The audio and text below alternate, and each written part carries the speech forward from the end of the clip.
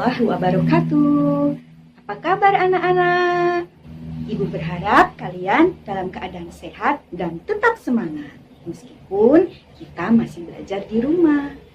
Sebelum pelajaran kita mulai, mari kita berdoa terlebih dahulu. Berdoa mulai. Hari ini kita akan belajar tema 5 ekosistem, subtema 1, pembelajaran 5. Dalam pembelajaran 5, kita akan belajar bahasa Indonesia tentang menentukan pikiran utama, IPA tentang daur hidup hewan, dan SBDP tentang tangga nada minor. Amati gambar hewan berikut ini. Pernahkah kamu melihat ketiga hewan tersebut? Di manakah kamu melihatnya? Bagaimana perasaanmu ketika melihat hewan tersebut? Perhatikanlah bahwa ketiga hewan tersebut merupakan hewan muda yang baru saja dilahirkan dan menetas. Setiap hewan memiliki cara tersendiri dalam proses perkembangbiakannya. Hewan-hewan tersebut mengalami proses pertumbuhan dan perkembangan yang berbeda satu sama lain. Proses ini dinamakan proses daur hidup atau siklus hidup. Sebelum kita belajar tentang daur hidup hewan, mari kita baca teks berikut ini.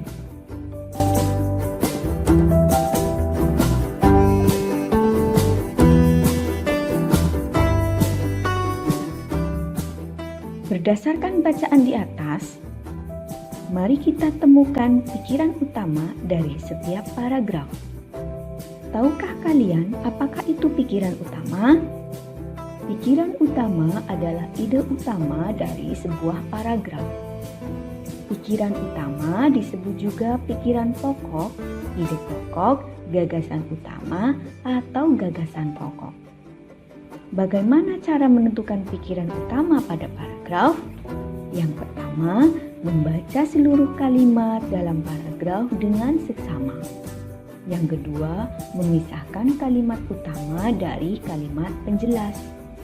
Yang ketiga, menandai kalimat awal, akhir, atau kalimat awal dan akhir paragraf. Yang keempat, menyimpulkan sebuah paragraf. Bacaan tadi berjudul Daur Hidup Hewan. Tahukah kalian apa itu daur hidup hewan?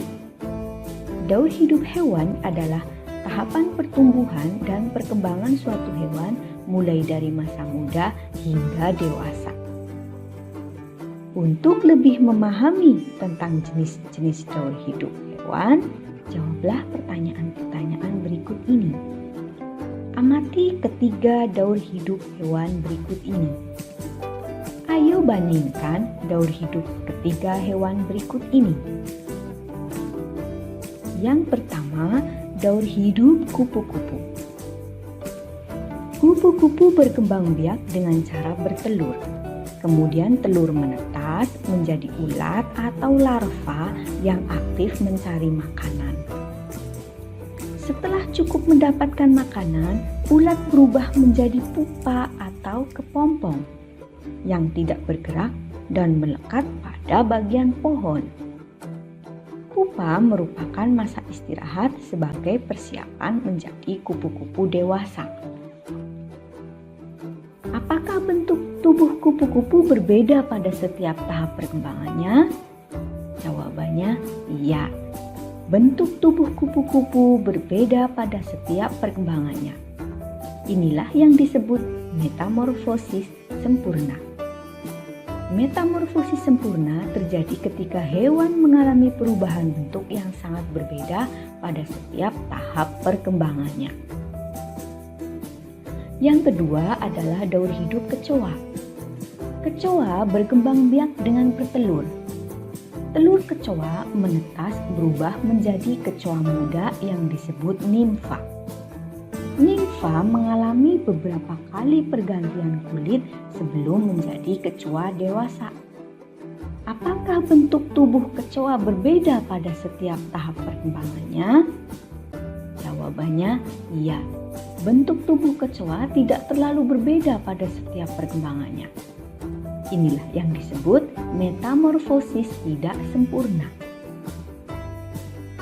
Metamorfosis tidak sempurna terjadi pada hewan yang mengalami perubahan bentuk yang tidak terlalu berbeda pada setiap tahap perkembangannya. Selanjutnya yang ketiga adalah daur hidup ikan. Ikan hidup di air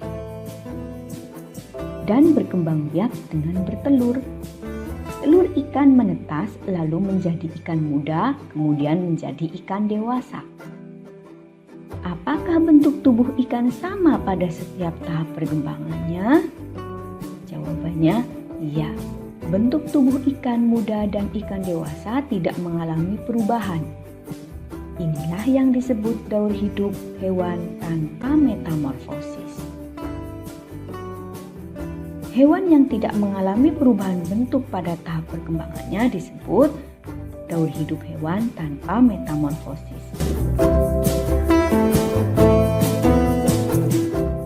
Hewan memiliki daur hidup yang berbeda-beda. Sekarang amati hewan di sekitar kalian. Buatlah salah satu gambar daur hidup hewan yang ada di sekitar kalian. Siapkan alat dan bahan berikut ini.